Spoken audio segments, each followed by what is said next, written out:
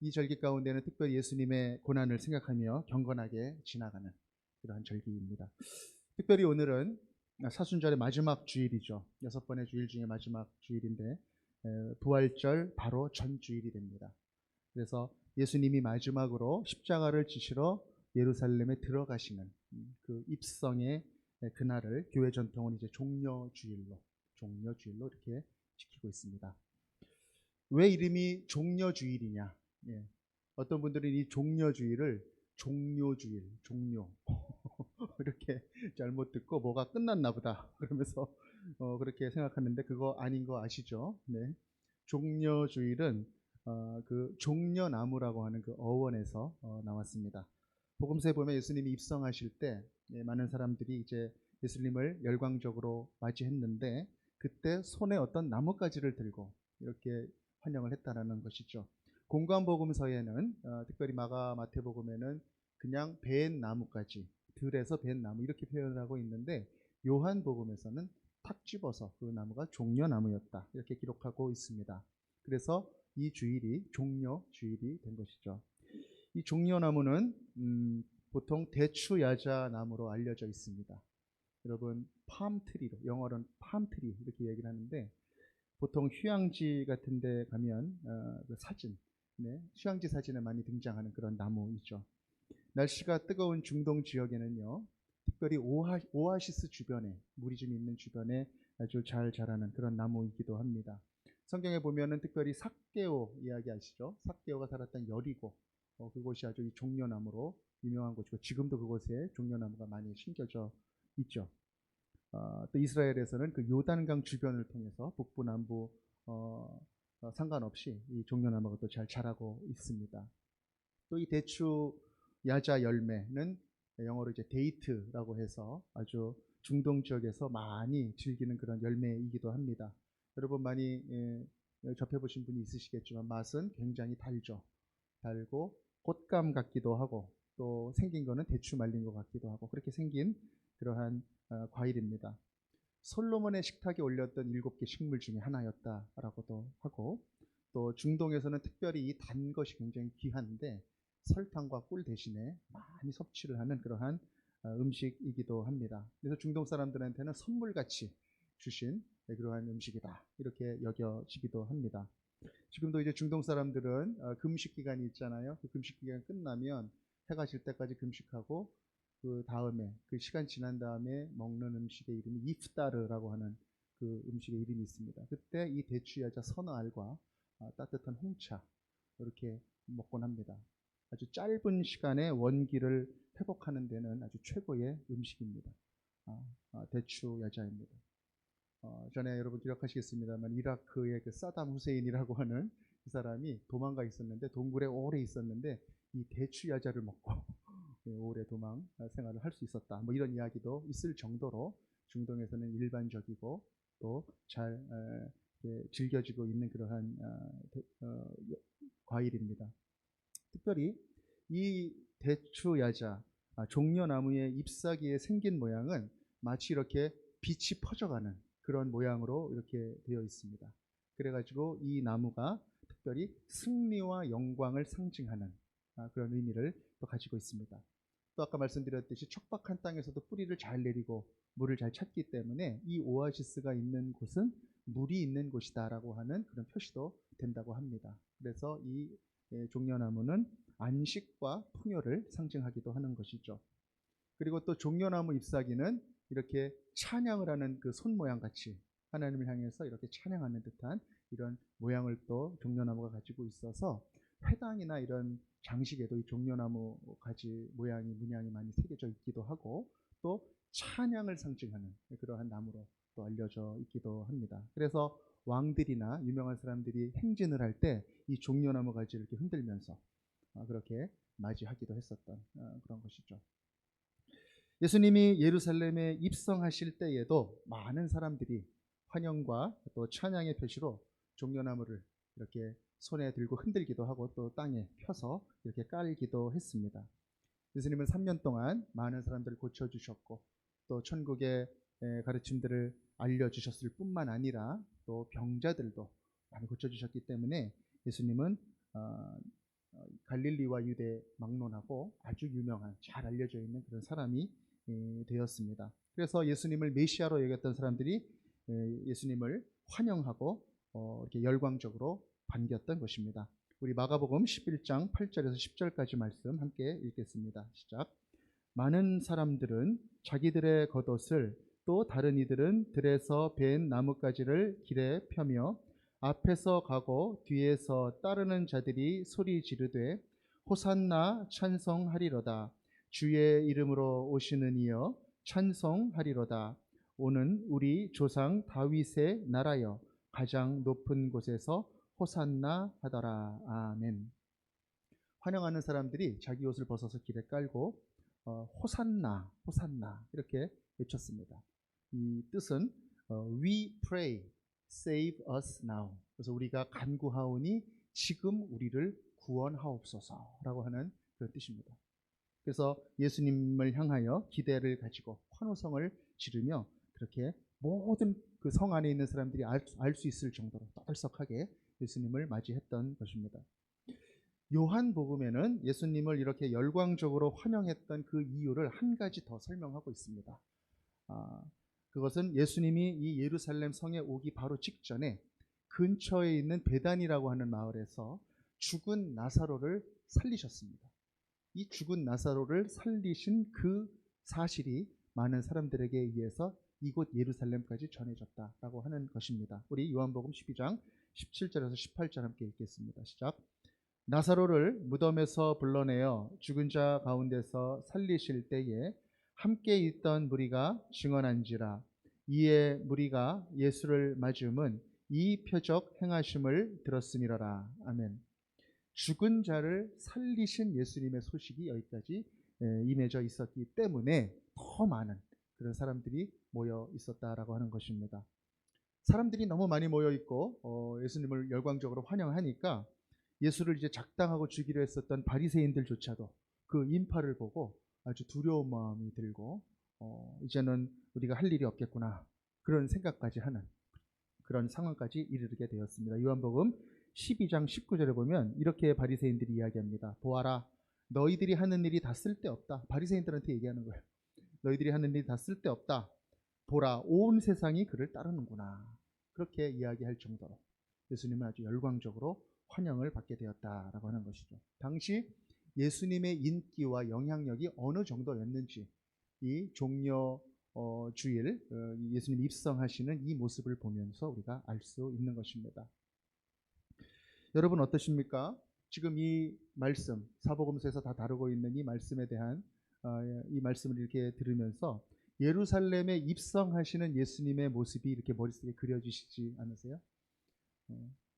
그때는 이스라엘의 이제 3월 또는 4월, 6월절이 가까이 오고 있는 그런 날이었기 때문에 따뜻한 아주 봄날이었을 것입니다. 중동의 봄날은 아주 파릇파릇하고 이제 우기가 시작되기 때문에 아주 좋습니다.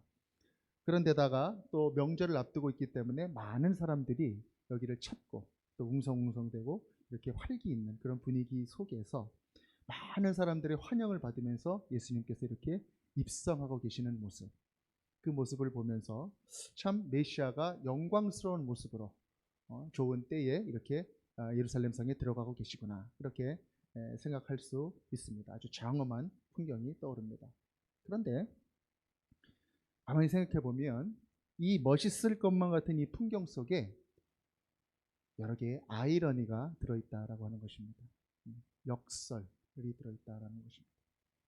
서로 모순되게 여겨지는 것들이 이 예루살렘 입성하신 이 풍경 가운데 들어있다라고 하는 것이죠. 여러분 역설이라고 하는 말의 뜻을 아시죠? 역설. 뭐 예를 들면 이런 것입니다. 소리 없는 아우성, 뭐 이런 표현이죠. 소리가 없는데 어떻게 아우성을 칠 수 있을까요? 요즘 고등학교 1학년 학생들 그게 끄덕거리고 있는데 국어 시간에 배운 그런 반어법적인 표현일 겁니다. 그리고 또 이런 것도 있죠. 사랑하니까 헤어진다, 뭐 이런 거. 사랑하는데 왜 헤어져요? 그죠? 같이 살아야지. 그런 반어적인 표현들, 이런 것들 역설적이다 이렇게 이야기를 하는데, 또 노래 가사에는 또 이런 게 있더라고요. 전에 길거리 약국에서 담배를 팔듯, 뭐 이제 이런 노래 가사가 있었습니다. 네. 약국에서 이제 담배를 파는 이런 경우를 이제 모순되는 세상의 모습이다 그래서 이렇게 이야기하는 경우가 있었는데, 또 그런 생각이 나요. 그 회사 중에 담배 인삼공사라고 있죠. 담배 인삼공사, 담배도 팔고 인삼도 팔고. 그래서 실제로 이건 실화인데 그 안에서 벽에 붙여져 있던 표 중에 그런 것도 있다 그래요. 담배로 상한 건강, 인삼으로 보상받자. 뭐 이렇게 이런 말도 있다고 하는데, 이런 일들이 이제 모순되는 것, 역설적인 것, 그러한 것이다 할 수 있을 것입니다. 오늘 말씀, 이 입성하시는 이 모습 속에도 이러한 모순이 되는 것 같은 이런 역설의 모습이 들어있다라고 하는 것이죠. 기쁨이 있는데 거기에 슬픔이 있고, 또 그곳에 영광이 있는데 처절한 죽음이 기다리고 있고, 그곳에 또 여러 가지 반기고 있었던 사람들이 있었지만 또 그 사람들이 머지않아 배반하게 되는 그러한 아이러니와 역설이 그 자리에 있었다는 것입니다. 종려주일에 대한 말씀 여러분 너무나 잘 알고 계시고 들으셨을 텐데, 특별히 오늘은 이 세 가지 역설에 대해서 함께 나누면서 이 종려주일 말씀을 함께 나누고자 하는 것입니다. 첫 번째, 나귀의 역설입니다. 나귀의 역설. 예수님은 예루살렘 성 건너편에 있었던 감람산의 그 벳박이라는 곳으로부터 이렇게 성으로 이제 들어가시게 되는데, 그때 미리 준비시킨 나귀를 타고 들어가십니다. 근데 그 나귀가 아무도 타지 않은 그런 어린 나귀였다라고 하는 것이죠. 요한복음 12장 14절에서 15절 함께 읽겠습니다. 시작. 예수는 한 어린 나귀를 보고 타시니 이는 기록된 바 시온 딸과 두려워하지 말라. 보라 너의 왕이 나귀 새끼를 타고 오신다 함과 같더라. 아멘. 예수님은 지금 위대한 왕으로 예루살렘에 들어가시는데, 개선장군이나 어떤 위대한 왕처럼 말이나 병거를 타는 것이 아니라 지금 나귀를 타고 계시는 것이죠. 그런데 그 나귀 중에서도 훈련이 좀 되고 안장이 얹혀져 있는 그런 어미 나귀가 아니라 새끼 나귀를 타고 계시는 것입니다. 어린 나귀. 그래서 렘브란트가 그린 이 예수님께서 입성하시는 그 장면을 그린 그림을 보면 예수님의 발이 바닥에 이렇게 끌릴 정도로 그렇게 표현이 되고 있는 것을 보게 되는데, 굳이 표현하자면 그런 비유가 맞지 않을까 싶어요. 새로 뽑힌 대통령이 이제 어디 이동을 하는데 경차를 타고 이렇게 자기가 스스로 운전해가지고 이동해서 내리는 이런 모습과 뭐 비슷하지 않을까, 그렇게 비유를 좀 해 볼 수 있을 것 같습니다. 무슨 의미일까? 예수님은 영광의 주님으로 오시는 분이셨지만 겸손한 모습으로 오셨다는 것입니다. 겸손한 모습. 세상의 기준에 의한 그러한 영광이 아니라 바로 예수님의 영광은 세상의 영광이 아닌 하늘이 주는 그런 영광이었다라고 하는 것이죠. 겸손한 모습으로 이 땅에 오신 그 모습, 마치 그 옛날 예수님께서 이 땅에 태어나실 때에 가축들이 있었던 그곳의 말구유에 태어나셨던 그 모습처럼, 그리고 또 평범한 유대인의 그 목수의 가정에서 한 자녀로 오셨던 그 평범했던 모습처럼 오늘도 이렇게 겸손하고 평범한 모습으로 이렇게 예루살렘 성에 입성하고 계시다라고 하는 것입니다. 이 모습은 구약 성서 스가랴의 예언이 성취된 그러한 모습이었습니다. 우리 함께 스가랴 9장 9절 또 함께 읽겠습니다. 시작. 시온에 따라 크게 기뻐할지어다. 예루살렘에 따라 즐거이 부를지어다.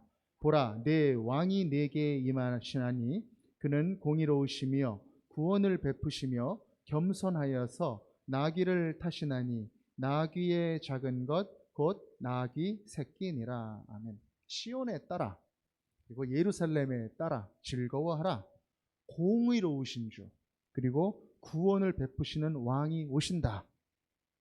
그 존귀한 분이 겸손하게 나귀를 타고 오실 것이다. 그렇게 이야기하고 있는 것입니다. 작은 나귀 새끼를 타고 오실 것이다. 스가랴 선지자를 통하여 예언하신 이 말씀이 이렇게 예수 그리스도를 통해서 성취되고 있는 것입니다. 영광과 겸손, 바로 이 나귀의 역설인 것이죠. 두 번째 역설이 있습니다. 그것은 바로 무엇이냐면 바로 군중의 역설입니다. 군중의 역설. 예수님을 예루살렘 군중들은 열광적으로 환영을 했습니다. 아주 열광적으로. 그런데 이들은 일주일이 채 지나지 않아서 예수님을 십자가에 못 박자고 소리치는 그러한 사람들이 되었다라고 하는 것입니다. 바로 그 사람들이 지금 예수님을 향해서 열광적으로 호산나 이것을 외치고 있는 것입니다. 그들은 예수님을 환영했지만 예수님이 하나님의 아들인지는 몰라봤던 것입니다. 그냥 한 선지자로, 한 사람 중에 하나인 것으로 알았을 뿐이죠. 예수님의 제자가 아니라 바로 무리 중에 한 사람이었을 뿐이다 라고 하는 것입니다. 우리 마태복음 21장 10절에서 11절 제가 읽겠습니다. 예수께서 예루살렘에 들어가시니 온 성이 소동하여 이르되 이는 누구냐 하거늘 무리가 이르되 갈릴리 나사렛에서 나온 선지자 예수라 하니라. 아멘. 갈릴리 나사렛에서 나온 선지자다. 그렇게 이야기하고 있는 것이죠. 그렇게 예수님은 그들에게 하나님의 아들 그런 모습으로 고백되고 있는 것이 아니라 그냥 그들의 병을 고쳐주는 사람, 그리고 그들에게 먹을 것을 베푸는 사람, 그리고 많은 사람들에게 알려진 인기 있는 사람, 그렇게 그들은 예수 그리스도를 고백하고 있다는 것입니다. 그래서 예수님을 향한 그들의 열망은, 그들의 중심이 인간 예수, 그 예수 그리스도의 선지자로서의 예수 그리스도만을 고백하고 있기 때문에 그들의 열광은 머지않아서 변질이 되게 되었다라고 하는 것입니다. 사람을 보고 믿는 믿음은 금방 변하게 되는 것입니다. 하나님을 보고 믿는 믿음이 아니면 사람을 보고 하는 기대는 항상 그 기대의 끝이 있는 것입니다. 우리가 믿음의 생활을 할 때에도 사람을 바라보면 안 되고 하나님을 바라보면서 우리가 신앙 생활을 해야 한다라고 하는 것입니다. 교회는 죄인이 모인 곳이고 부족한 사람이 모여 있는 곳입니다. 그곳에 주님의 사랑이 하나로 묶어주지 아니하고 예수 그리스도의 넉넉함이 하나가 되지 못하면 언제든지 분열이 일어날 수밖에 없는 그런 조건으로 충만한 곳이 바로 교회입니다. 그러나 이곳에 제각각의 인생들이 모인 이곳에 예수 그리스도의 사랑이 있기 때문에, 성령님이 함께 하시기 때문에 우리가 하나로 연합되어 하나님을 향하여 한 몸이 되어 예배하고 성찬 나누고 찬양 올려드릴 수 있는 것입니다.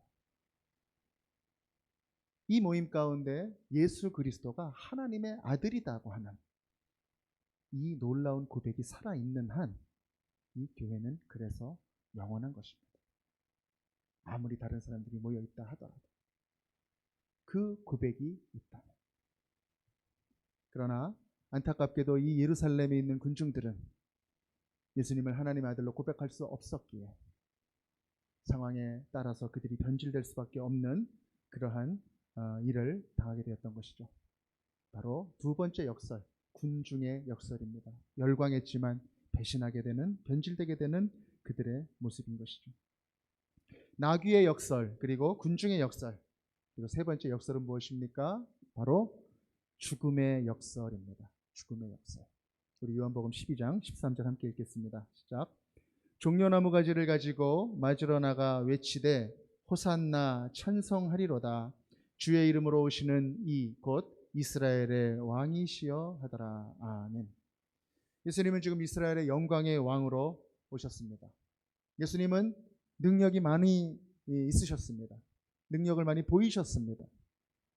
그리고 왕의 권위로 예루살렘 성에 지금 입성하고 계십니다.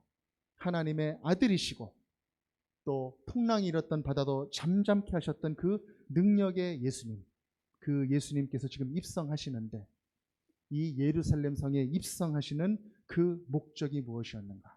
바로 죽음이었다는 것입니다. 죽음. 그 성에 들어가서 그 능력으로 사람들을 다스리고 사람들을 인도하고 로마에 대항하고 그렇게 하려는 그것이 목적이 아니라 이 능력의 예수님, 권위의 예수님이 죽기 위하여 그 예루살렘 성에 들어갔다라고 하는 것입니다. 예수님은 죽지 않아도 되는 분이었습니다. 굳이 예루살렘 성에 들어가지 않아도 되는 그런 분이었습니다. 그런데 예수님께서 그 자리를 찾아가셨습니다. 왜 그랬습니까? 목적이 있었기 때문입니다. 목적이 있었기 때문에. 사람들은 전혀 알 수 없는 그 목적, 하나님의 아들로 이 땅에 오신 그 목적, 바로 사람들을 위하여 죽는 그 목적 때문에 예수님께서 이 성에 들어가신 것입니다. 하나님께서 계획하신 그 일, 세상을 사랑하셔서 사랑하는 독생자를 이 세상에 내어주신 하나님의 사랑이 이 대속의 어린 양을 준비하셨던 것입니다. 이제 예수님은 예루살렘 성에 입성하셔서 단 한 번의 영원한 제사를 위하여 십자가를 향하여 계속 걸어가고 계십니다. 그러나 세상은 그것을 알지 못합니다. 예수님이 영광스럽게 입성하는 모습, 이 겉모습만 보고 또 예수님이 병 고쳐주신 그 기적, 이런 것만 보고 그저 열광할 뿐입니다. 그 예수님을 바라보며 내가 생각하는 메시아에 대해서 생각하고 그렇게 열광할 뿐이죠. 그 사람들 사이를 예수님은 지나가시면서 십자가로 나아가시는 것입니다. 그렇게 사람들을 위하여 예수님은 죽으셨습니다. 그렇게 왕의 사명, 그 죽으심으로 왕의 사명을 감당하신 것입니다. 바로 죽음의 역설, 사람들의 열광과 환영의 자리가 예수님의 죽음의 자리가 되어버렸다라고 하는 이 아이러니, 그것이 바로 종려주일의 역설인 것입니다. 예수님은 예루살렘 성으로 가시는 그 마지막 발걸음 가운데 이 역설의 자리로 가실 때 예수님은 예루살렘 성을 이렇게 바라보시면서 눈물을 흘리셨습니다. 우셨습니다. 그것이 말씀 가운데 기록이 되어 있습니다. 평화도 모르고 구원도 모르고 그냥 그럭저럭 살아가는 그 인생들을 생각하면서 예수님께서는 눈물을 흘리셨다라고 하는 것입니다. 누가복음 19장 41절에서 44절까지 말씀 제가 한번 읽도록 하겠습니다. 가까이 오사 성을 보시고 우시며 이르시되 너도 오늘 평화에 관한 일을 알았더라면 좋을 뻔하였거니와 지금 내 눈에 숨겨졌도다. 날이 이를지라 내 원수들이 토둔을 쌓고 너를 둘러 사면으로 가두고 또 너와 및 그 가운데 있는 네 자식들을 땅에 메어치며 돌 하나도 돌 위에 남기지 아니하리니 이는 내가 보살핌 받는 날을 알지 못함을 인함이니라 하시니라. 아멘. 예루살렘 성의 멸망을 예언하시면서 또 그 성이 이제 허물어질 것을 예언하시면서 그 안에 살고 있는 사람들이 구원도 모르고 평화도 모르는 그 모습을 안타까워하시면서 눈물 흘리시는 그 예수 그리스도의 모습, 그리고 그 성 안으로 나귀를 타고 겸손하게 그 모든 것들을 잠잠히 바라보시며 들어가시는 그 예수님의 모습, 그리고 환영하는 인파들을 맞이하시는 그 예수님의 모습, 그리고 마침내 그 모든 사람들을 위하여 생명을 바치신 예수님의 고난과 죽음이 바로 이 예루살렘 성에 있었다라고 하는 것입니다. 예수님의 죽음은 모든 것이 다 끝난 것 같은 그런 죽음이었습니다. 다 끝난 것 같아. 이제 예수님의 신화는 끝났다. 제자들도 다 도망갔다. 사람이 죽었으니 이제 끝났다. 그 죽음을 바라보는 사람들은 다 그렇게 생각을 했습니다. 바리새인들이 승리했다. 유대인들은 이제 더 이상 예수를 기억하지 않을 것이다. 대제사장들은 미소 지을 것이다. 이 죽음으로 마침내 사단은 승리하였다. 그러나 사랑하는 여러분, 예수님의 이 죽음이 가장 위대한 하나님의 역설, 그 위대한 역설이 이루어지는 바로 순간이었다라고 하는 것입니다. 예수님의 이 죽음으로 말미암아 구원의 길이 열리게 되었다. 생명이 시작이 되었다라고 하는 것입니다. 권력이 생명을 만들고 어떤 세력이 생명을 만드는 것이 아니라 바로 이 죽음이, 예수 그리스도의 희생과 이 죽음이 생명과 구원을 만들었다라고 하는 것입니다. 그러나 예루살렘 사람들은 정치적인 메시아를 원했고 그렇게 보이는 사람들을 쫓아다니면서 환호했습니다. 그러나 그것은 전혀 하나님의 의사가 아니었습니다. 하나님은 오히려 죽는 메시아, 하나님이 택하신 구원의 방법은 바로 죽음이었다라고 하는 것입니다. 그것이 바로 하나님의 사랑이었습니다. 이 처절한 죽음 때문에 모든 인간이 죄로부터 하나님께 갈 수 있는 그러한 구원의 길이 만들어진 것입니다. 예수님의 죽음으로. 죽음이 구원의 길이 되었다. 그것이 바로 가장 위대한 예수 그리스도의 역설인 것이죠. 예수님의 고난이 모든 이들의 생명을 살리기 위한 하나님의 아들의 고난이고 죽음이었다라고 하는 것, 그것이 바로 예수님의 부활로 증명이 되었습니다.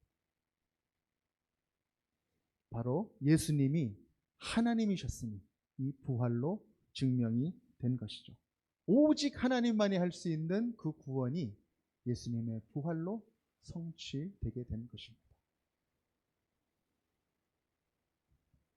이 놀라운 구원과 생명이 오늘 종려주일을 맞고 또 고난주일을 준비하며 다음 주에 부활주일 예배로 올려드릴 이 자리에 있는 우리 한 사람 한 사람 앞에 이 구원과 생명이 지금 있는 것입니다. 그것을 우리가 가슴 깊이 고백할 수 있게 되기를 간절히 소망하는 것입니다. 오늘 이 종려주일의 의미를 우리가 한번 깊이 묵상하기를 원합니다. 영광의 입성이 고난의 시작이 되었고 그 고난의 시작이 죽음의 자리가 되었으며 그 죽음이 생명의 길이 되었다라고 하는 이 종려주일 예수님의 입성의 의미, 그것을 우리가 깊이 묵상하며 고난 주간의 한 주간을 지나가는 그런 우리 한 사람 한 사람이 되시기를 간절히 소망합니다.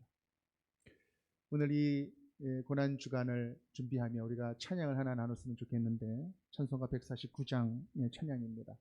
오늘 말씀을 이렇게 준비하면서 이 찬양 가사를 가만히 묵상하는데 너무나 은혜가 되는 것입니다.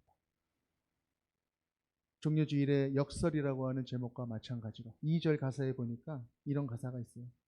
죽으신 구주 밖에는 자랑을 말게 하소서. 이런 가사가 있어요.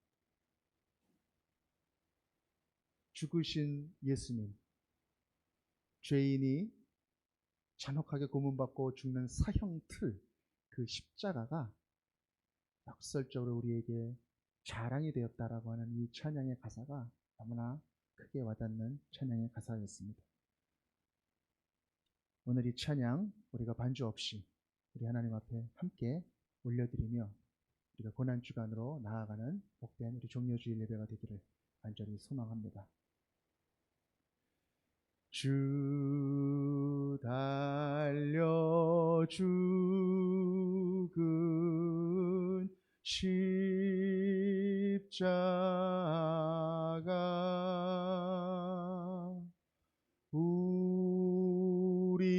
우리가 생각할 때에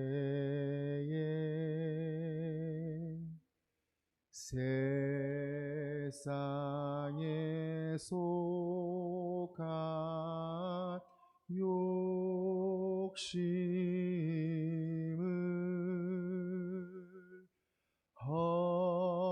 헛된 줄 알고 버리네.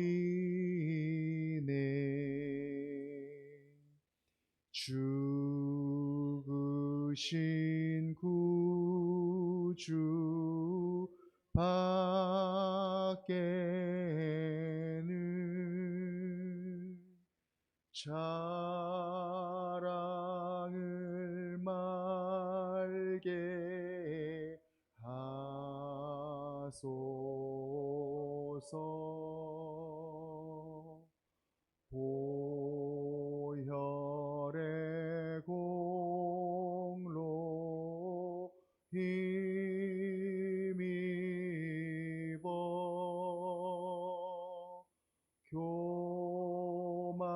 교만한 마음을 버리네.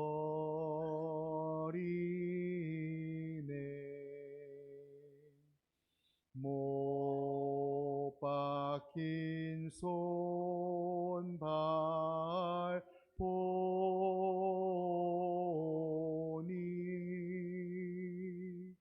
큰 자비 나타내셨네.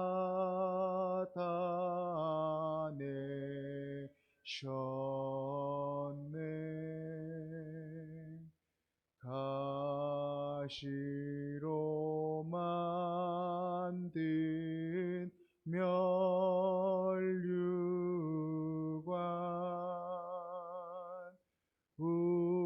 우리를 위해 쓰셨네.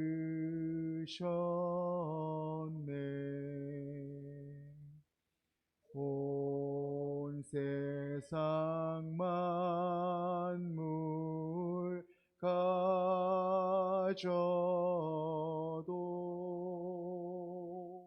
주내 못 갚겠네. 놀라운 사랑 받은 나 몸으로 제물 삼겠네.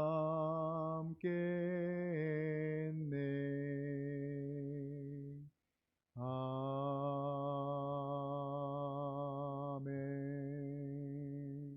기도하겠습니다. 주님의 품을 떠나 죽어가는 인생들에게 죽음으로 생명을 주신 우리 구주 예수 그리스도의 은혜를 감사합니다. 그 생명을 받은 자로 이 세상 살아갈 때에 십자가를 자랑하며 우리의 인생을 주님께 날마다 올려드리는 복된 주님의 자녀들 되게 하여 주옵소서. 예수 그리스도의 이름으로 기도하옵나이다. 아멘.